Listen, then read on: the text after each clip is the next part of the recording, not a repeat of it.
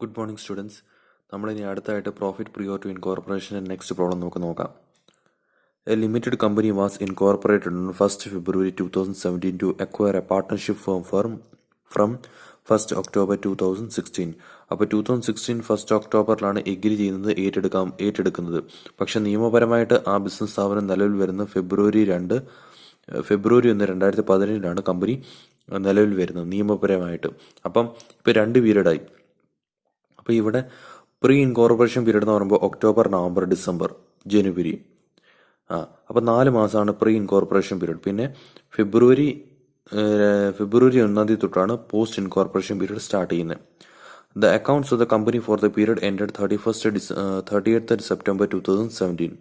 അപ്പോൾ 30th September 2017 accounts എല്ലാം disclose ചെയ്യുകയും ചെയ്തു. അപ്പം February, March, April, May, June, July, August, September 8 മാസമാണ് പോസ്റ്റ് ഇൻകോർപ്പറേഷൻ പീരീഡും ഇവിടെ. Disclosed a profit of ₹67,540 after charging the following expenses. 67,540 രൂപ പ്രോഫിറ്റ് കിട്ടുന്നുണ്ട്. പിന്നെ കുറച്ച് എക്സ്പെൻസ് കൊടുത്തതിന് ശേഷം നമുക്ക് എക്സ്പെൻസ് ഏതൊക്കെ നോക്കാം. സാലറീസ് ₹15,000. പ്രീ ഇൻകോർപ്പറേഷൻ എംപ്ലോയീസ് 4 പേരും, പോസ്റ്റ് ഇൻകോർപ്പറേഷൻ എംപ്ലോയീസ് 7 പേരും. അതായത് ബിസിനസ് ഏറ്റെടുക്കുന്ന സമയത്ത് 4 പേര് വരുന്നത് കംപ്ലീറ്റ് നിയമപരമായിട്ട് നിലവിൽ വന്നതിന് ശേഷം 7 പേരും കൂടിയായി. വേജസ് ഇതുപോലെ തന്നെ 5,230. പ്രീ ഇൻകോർപ്പറേഷൻ വർക്കേഴ്സ് 4 പേരായിരുന്നു, 80 രൂപയാണ് ഒരു മാസം വെച്ച്. പോസ്റ്റ് ഇൻകോർപ്പറേഷൻ സർട്ടിഫിക്കറ്റ് കിട്ടിയതിന് ശേഷം 5 പേരായിരുന്നു പുതിയതായിട്ട് വർക്കേഴ്സ് വന്നത്, പിന്നെ 100 രൂപ പെർ മന്ത് വെച്ചായി. Directors fees ₹8,000. Salaries ₹240,000 of which 40,000 sales ₹240,000 of which ₹40,000 related to pre incorporation period. 2,40,000 രൂപയുടെ സെയിൽസ് ആണ് മൊത്തം നടന്നിട്ടുള്ള. അതിൽ 40,000 റുപ്പീസ് സെയിൽസ് കംപ്ലീറ്റ് ആയിട്ടും, അതായത് 4 മാസം പ്രീ ഇൻകോർപ്പറേഷൻ പീരീഡ്, അതായത് ഒക്ടോബർ, നവംബർ, ഡിസംബർ, ജനുവരി മാസത്തെയാണ് 4 മാസത്തെ സെയിൽസ് ആണ് ഇവിടെ ഇത്രയും നടന്നിട്ടുള്ളത്. Prepare statement showing pre incorporation and post incorporation profits. നമുക്കിനി ഇതിന്റെ സൊല്യൂഷൻ നോക്കാം.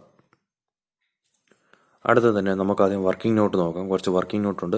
സെയിൽസ് റേഷ്യോ നമുക്ക് തന്നിട്ടുണ്ട് 2,40,000 ആണ് മൊത്തം സെയിൽസ്. അതിന് 40,000 ഓൾറെഡി പറഞ്ഞു കഴിഞ്ഞ് പ്രീ ഇൻകോർപ്പറേഷൻ പീരീഡിൽ. അപ്പം pre incorporation period is to post incorporation period. അപ്പം 40,000 ഈസ് ടു 2 lakhs. അപ്പം 1:5 ആണ് സെയിൽസ് റേഷ്യോ. അടുത്ത ടൈം റേഷ്യോ 4 മാസമാണ് നമ്മുടെ pre incorporation period, October, November, December, January. പിന്നെ പോസ്റ്റ് ഇൻകോർപ്പറേഷൻ പീരീഡ് മൊത്തം ഫെബ്രുവരി തൊട്ട് സെപ്റ്റംബർ മാസം വരെയാണുള്ളത്. അപ്പോൾ 8 മാസം. അപ്പോൾ 1:2 എന്നുള്ള റേഷ്യോ ആണ് വരുന്നത്. ഇനി അടുത്ത് weight time ratio for salaries നമ്മൾ കംപ്ലീറ്റും വെയിറ്റ് ടൈം റേഷ്യോയിൽ വേണം കംപ്ലീറ്റും ഇവിടെ വീതിക്കാൻ. കാരണം എന്തുകൊണ്ടെന്ന് വെച്ചാൽ ഇവിടെ സെപ്റ്റംബർ മാസം വരെ കംപ്ലീറ്റ് ആയുള്ളൂ. സെപ്റ്റംബർ മാസം കഴിഞ്ഞപ്പോൾ കംപ്ലീറ്റ് ഡിസ്ക്ലോസ് ചെയ്യുകയാണ് ചെയ്തത്. കംപ്ലീറ്റ് അക്കൗണ്ട്സ് അവിടെ വെച്ച് ക്ലോസ് ചെയ്തു. അപ്പോൾ ഈ സാലറീസ് നമുക്ക് പറഞ്ഞു കഴിഞ്ഞാൽ കംപ്ലീറ്റും ഈ വർക്കേഴ്സിന്റെ എണ്ണത്തിൽ കൃത്യമായിട്ട് കാണിച്ചിട്ടുണ്ട്. വർക്കേഴ്സിൽ കൂടിയിട്ടുണ്ട്, അതേപോലെ വർക്കേഴ്സിന് വേജസിലും വ്യത്യാസം വന്നിട്ടുണ്ട്. അപ്പോൾ അതുകൊണ്ട് തന്നെ നമുക്ക് ടൈം റേഷ്യോയിൽ ഇതിനെ വീതിക്കാൻ പറ്റത്തില്ല. നമുക്ക് വെയിറ്റഡ് ടൈം റേഷ്യോയിൽ വീതിക്കാൻ പറ്റത്തുള്ളൂ. കാരണം ഫിക്സഡ് ആയിട്ടല്ല വന്നേക്കുന്നത്, അവിടെ വേജസ് കംപ്ലീറ്റ് ആയിട്ടും ചേഞ്ച് ആവുന്നുണ്ട്. അപ്പോൾ അതുകൊണ്ട് തന്നെ നമ്മളായിട്ട് വെയിറ്റഡ് ടൈം റേഷ്യോയിൽ വേണം ഇവിടെ വീതിക്കാൻ.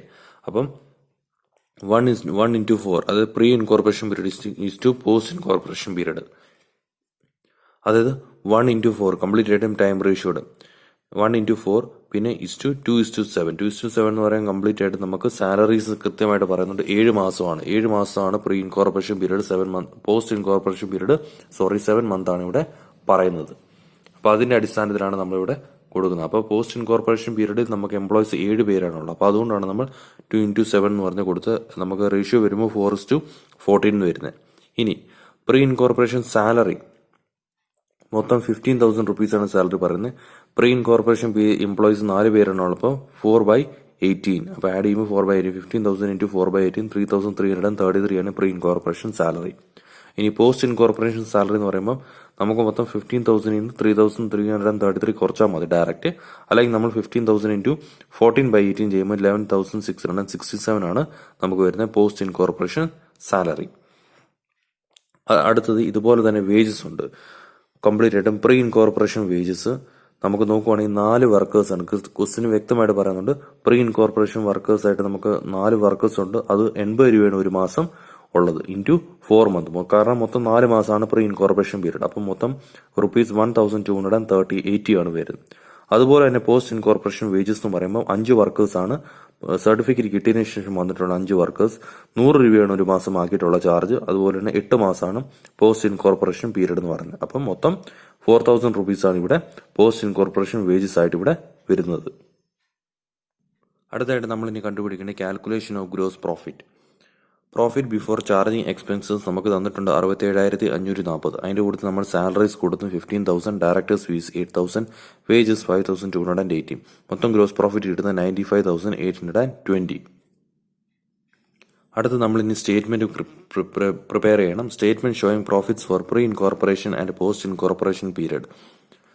ആദ്യം തന്നെ അതിനകത്ത് ഗ്രോസ് പ്രോഫിറ്റ് നമ്മൾ കണ്ടുപിടിച്ചായിരുന്നു 95,820. അത് നമ്മൾ സെയിൽസിന്റെ റേഷ്യോയിലാണ് വിധിക്കുന്നത്. സെയിൽസ് എന്ന് പറയുമ്പോൾ സെയിൽസ് റേഷ്യോ എന്ന് പറയുമ്പോൾ 1:5. അപ്പോൾ അത് പ്രീ ഇൻകോർപ്പറേഷൻ പീരീഡ് 95,820 ഇൻറ്റു 1/6. അങ്ങനെ നമ്മൾ പ്രീ ഇൻകോർപ്പറേഷൻ പീരീഡിലും പോസ്റ്റ് ഇൻകോർപ്പറേഷൻ പീരീഡിലും 15,970, പോസ്റ്റ് ഇൻകോർപ്പറേഷൻ പീരീഡ് 79,850 അങ്ങനെയാണ് വിധിക്കുന്നത്. അടുത്ത എക്സ്പെൻസസ്. നമ്മൾ ആദ്യം തന്നെ എംപ്ലോയി ബെനിഫിറ്റ് എക്സ്പെൻസ് ഉണ്ട്. അത് നമ്മൾ വെയിറ്റഡ് റേഷ്യോ, അതിനകത്ത് തന്നെ നമ്മൾ സാലറീസ് വെയിറ്റഡ് റേഷ്യോ നമ്മൾ വിധിച്ചായിരുന്നു 15,000. അത് നമ്മൾ വിധിച്ചിരുന്നു 3,333 pre incorporation period. Post incorporation period 11,667. അതേപോലെ തന്നെ വേജസ് ആക്ച്വൽ കംപ്ലീറ്റ് ആയിട്ട് നമ്മൾ വിധിക്കുന്ന കംപ്ലീറ്റ് ആയിട്ട് ഇതുപോലെ തന്നെ 5,280 ടോട്ടൽ വരുന്നത്. നമ്മളതിന് പ്രീ ഇൻകോർപ്പറേഷൻ പീരീഡ് 1,280. അതേപോലെ തന്നെ പോസ്റ്റ് ഇൻകോർപ്പറേഷൻ പീരീഡ് 4,000. ഇനി ഡയറക്ടേഴ്സ് ഫീ, നമുക്ക് അതർ എക്സ്പെൻസിനകത്ത് ഡയറക്ടേഴ്സ് ഫീസ് ആണ് വരുന്നത്. അത് പോസ്റ്റ് ഇൻകോർപ്പറേഷൻ പീരീഡിനകത്ത് ഡയറക്റ്റ് അങ്ങ് പോസ്റ്റ് ചെയ്താൽ മതി 8,000 ടോട്ടൽ. അപ്പോൾ പോസ്റ്റ് ഇൻകോർപ്പറേഷൻ പീരീഡ് 8,000 ടോട്ടൽ ഇതേപോലെ നമ്മൾ പോസ്റ്റ് ചെയ്താൽ മാത്രം മതി. ഇനി ടോട്ടൽ എക്സ്പെൻസ് നമ്മൾ കൂട്ടുമ്പം 28,280 ആണ് ടോട്ടൽ വരുന്നത്. Pre incorporation period 4,613, post incorporation period 23,667. ഇനി പ്രോഫിറ്റ് നമ്മൾ കണ്ടുപിടിക്കും. പ്രോഫിറ്റ് എങ്ങനെ കണ്ടുപിടിക്കും? ഗ്രോസ് പ്രോഫിറ്റ് നമ്മൾ എക്സ്പെൻസ് മൊത്തം കുറച്ചാൽ മതി. അപ്പം 95,820 മൈനസ് 28,280 കുറയ്ക്കുമ്പം 67,540 ആണ് നമുക്ക് വരുന്നത്. അതേപോലെ തന്നെ പ്രീ ഇൻകോർപ്പറേഷൻ പീരീഡിലും പോസ്റ്റ് ഇൻകോർപ്പറേഷൻ പീരീഡിലും നമ്മൾ ഗ്രോസ് പ്രോഫിറ്റ് എന്ന എക്സ്പെൻസ് കുറയ്ക്കാൻ നമുക്ക് 11,357. അപ്പോൾ ഇത് പ്രീ ഇൻകോർപ്പറേഷൻ പീരീഡിലുണ്ടായ ലാഭമാണ്. ഈ ലാഭം നമ്മൾ ഒരിക്കലും എടുക്കാൻ പാടില്ല. നമ്മൾ ക്യാപിറ്റൽ റിസർവിനകത്തോട്ട് വേണം കാണിക്കാൻ. അതാണ് നമ്മൾ 11,357 പ്രീ ഇൻകോർപ്പറേഷൻ പ്രോഫിറ്റിന് നമ്മൾ ക്യാപിറ്റൽ റിസർവിലോട്ട് കാണിക്കുന്നത്. അതേപോലെ പോസ്റ്റ് ഇൻകോർപ്പറേഷൻ കിട്ടി പ്രോഫിറ്റ് 56,183. അത് റവന്യൂ പ്രോഫിറ്റ് ആയിട്ട് പ്രോഫിറ്റ് ആൻഡ് ലോസ് അക്കൗണ്ടിൽ തന്നെയാണ് അത് കാണിക്കുന്നത്. നമുക്കിനി അടുത്ത പ്രോബ്ലം നോക്കാം. അടുത്ത problem. A company was incorporated on 1st August 2017 to take over a business from 1st April 2017. അപ്പം ഒരു ബിസിനസ് നിയമപരമായിട്ട് സർട്ടിഫിക്കറ്റ് കിട്ടി നിലവിൽ വരുന്ന ഓഗസ്റ്റ് 1, 2017 പക്ഷെ ആ ബിസിനസ് ഏറ്റെടുത്തത് തന്നെ സ്വയം ഏപ്രിൽ 1, 2017 തന്നെ ഏറ്റെടുത്തു. അപ്പം ഏപ്രിൽ 1 തൊട്ട് ജൂലൈ മാസം വരെ പ്രീ ഇൻകോർപ്പറേഷൻ പീരീഡ് ആണ്. The accounts were made up to 31st March 2018. അപ്പം ഓഗസ്റ്റ് 2017 തൊട്ട് 1 തൊട്ട് 31st March 2018 വരെ post incorporation period.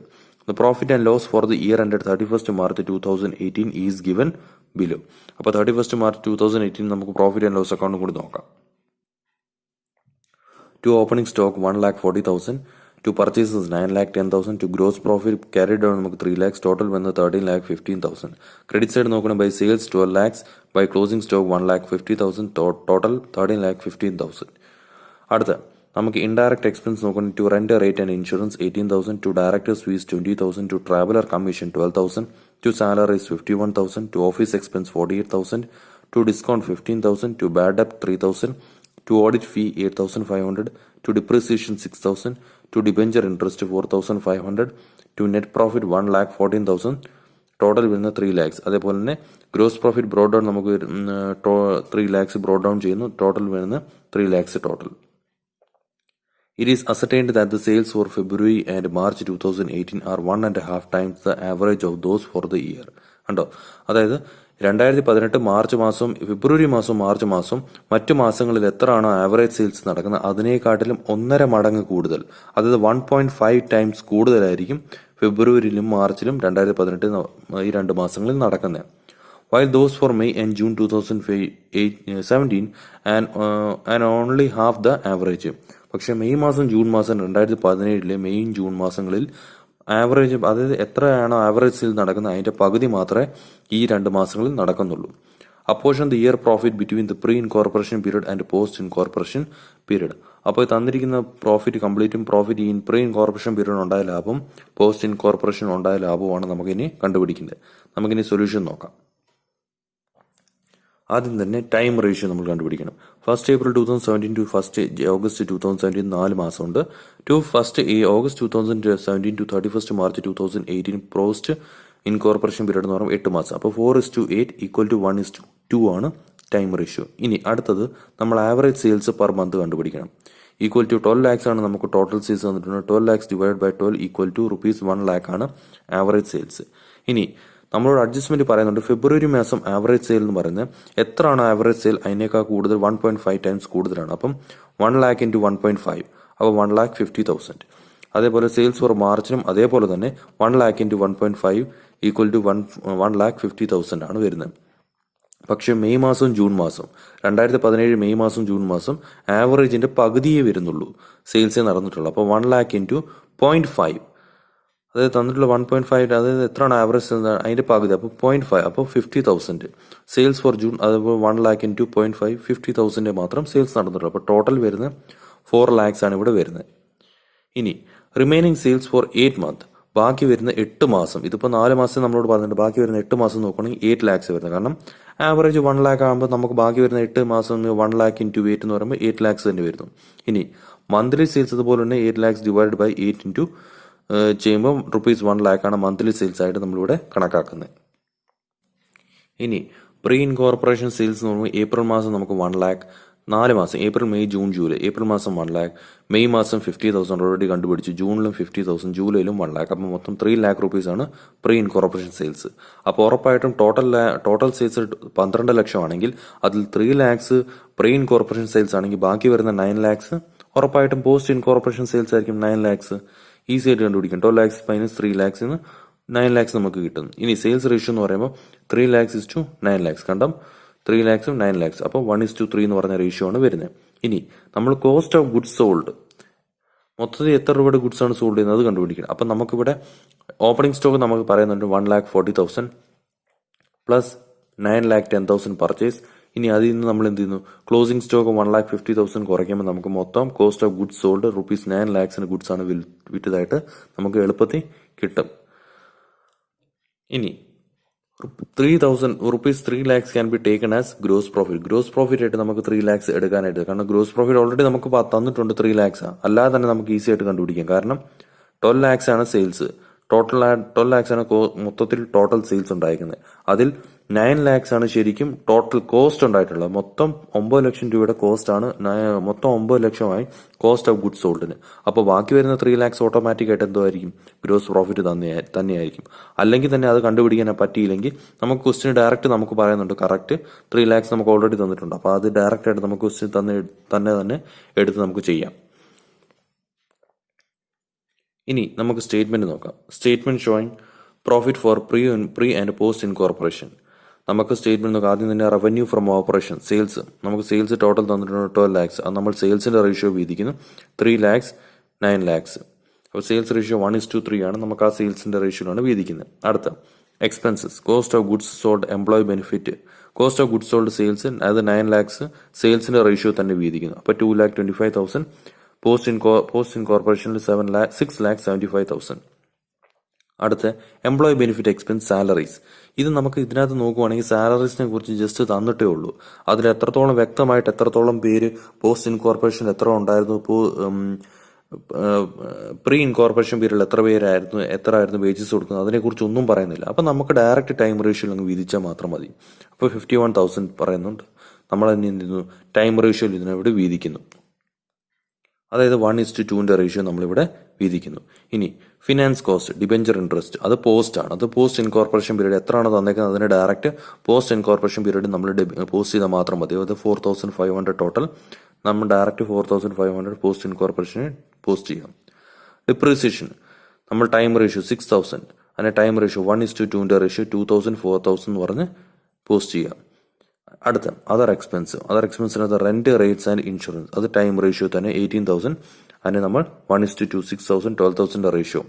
Directors fees അത് പോസ്റ്റ് ഇൻകോർപ്പറേഷൻ പീരീഡ്, അത് ഡയറക്റ്റ് 20,000, അതിന് 20,000 നമ്മൾ direct post incorporation period post ചെയ്താൽ മാത്രം മതി. ഓഫീസ് എക്സ്പെൻസ് ടൈം റേഷ്യോയിൽ 48,000, 16,000, 32,000 ആയിട്ട് ഡിവൈഡ് ചെയ്ത് കൊടുക്കാം. ട്രാവലർ കമ്മീഷൻ സെയിൽസ് റേഷ്യോയിൽ 12,000, അതിന് നമ്മൾ 3,000, 9,000 റേഷ്യോ 1:3 റേഷ്യോ. ഡിസ്കൗണ്ട് അതേപോലെ തന്നെ സെയിൽസിന്റെ 1:3 റേഷ്യോ 15,000, 3,750, 11,250. ബാഡ് ഡെപ്റ്റ് സെയിൽസ് റേഷ്യോ 3,000, ടോട്ടൽ വരുന്നത് 750, 2,250.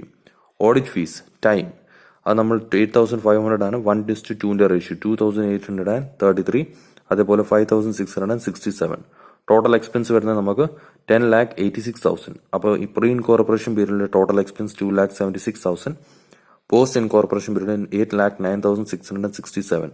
പ്രോഫിറ്റ് എന്ന് പറയുമ്പോൾ നമുക്ക് റവന്യൂ എന്ന് സെയിൽസിന് കംപ്ലീറ്റും പ്രോഫിറ്റ് ഈ പറഞ്ഞ സെയിൽസിൽ നിന്ന് എക്സ്പെൻസ് കുറയ്ക്കുക. അപ്പം ടോട്ടൽ 1,14,000 ആണ് വരുന്നത് പ്രോഫിറ്റ്. അതിൽ പ്രീ ഇൻകോർപ്പറേഷൻ പീരീഡിലെ പ്രോഫിറ്റ് എന്ന് പറയുന്നത് 23,667. പോസ്റ്റ് ഇൻകോർപ്പറേഷന്റെ പ്രോഫിറ്റ് എന്ന് പറയുന്നത് 90,333. അപ്പം പ്രീ ഇൻകോർപ്പറേഷൻ ഉണ്ടായ പ്രോഫിറ്റ് 23,667 എന്ന് പറയുന്നത് ഇത് ക്യാപിറ്റൽ റിസർവ് ആണ്. അതേപോലെ തന്നെ പോസ്റ്റ് ഇൻകോർപ്പറേഷൻ പീരീഡ് ഉണ്ടായ 90,333 ഇത് റവന്യൂ പ്രോഫിറ്റ് ആണ്. ഇത് നമുക്ക് പ്രോഫിറ്റ് ആൻഡ് ലോസ് അക്കൗണ്ടിലോട്ട് ഈസി ആയിട്ട് മാറ്റാനായിട്ട് സാധിക്കും. അപ്പോൾ ഈ രണ്ട് പ്രോബ്ലം ഒന്ന് വർക്കൗട്ട് ചെയ്ത് നോക്കുക. So thank you so much and wish you all the very best.